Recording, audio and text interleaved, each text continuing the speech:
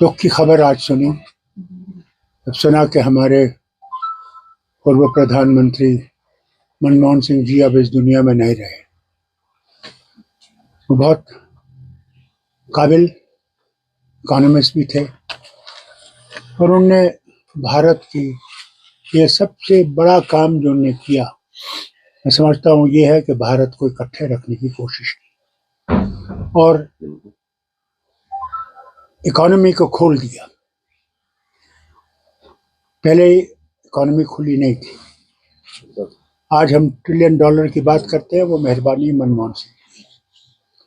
उन्होंने राजीव गांधी के वक्त में, उसके साथ साथ नरसिम्हा राव जी के वक्त में इस इकोनॉमी को इतना खोल दिया कि आज हम खुशी से कह सकते हैं कि हमारी इकोनॉमी आज तरक्की पे है।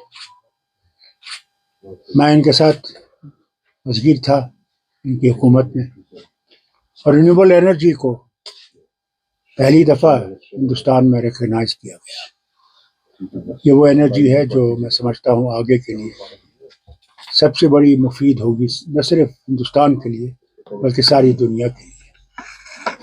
मैं अपनी तरफ से, अपनी जमात की तरफ से, अपने ख़ानदान की तरफ से उन्हें श्रद्धांजलि पेश करता हूँ और उम्मीद करता हूँ कि जो काम छोड़ गए बाकी वो हम लोग और दूसरे उसको पूरा कर सकें और इस मुल्क को आगे ले सकें और भाईचारा रखें देशों के साथ।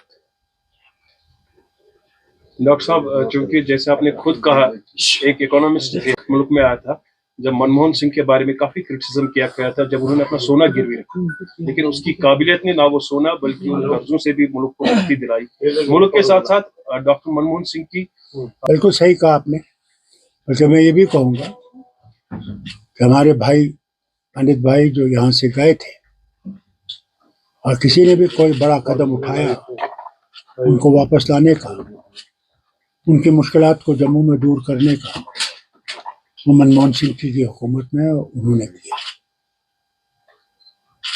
करीबन 3000 से ज़्यादा शायद उनके बच्चों को यहाँ नौकरी दी कि वो घर आ सकें।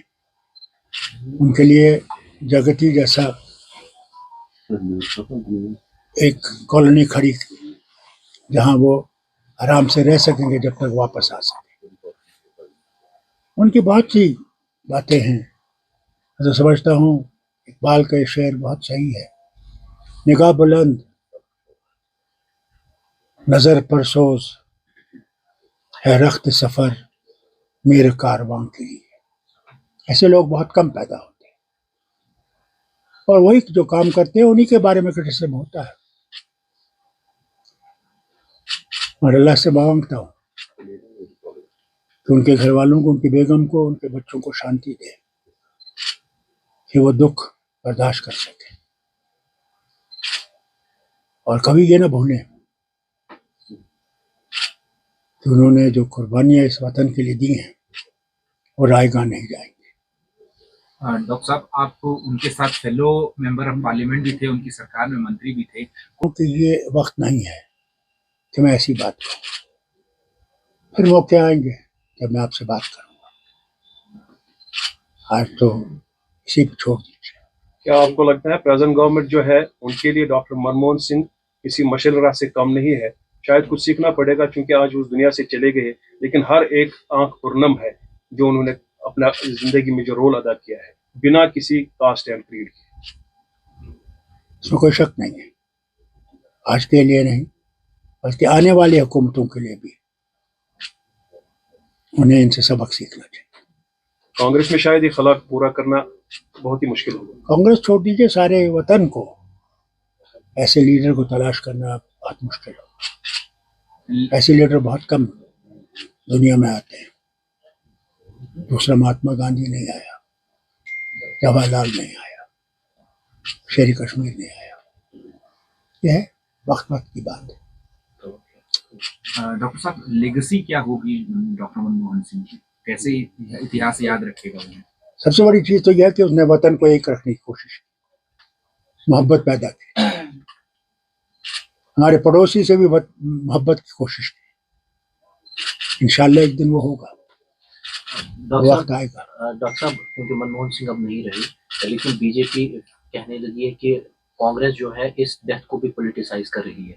دیکھیں, میں اس وقت کوئی ایسی بات نہیں کہنا چاہتا, یہ وقت ہی نہیں ہے.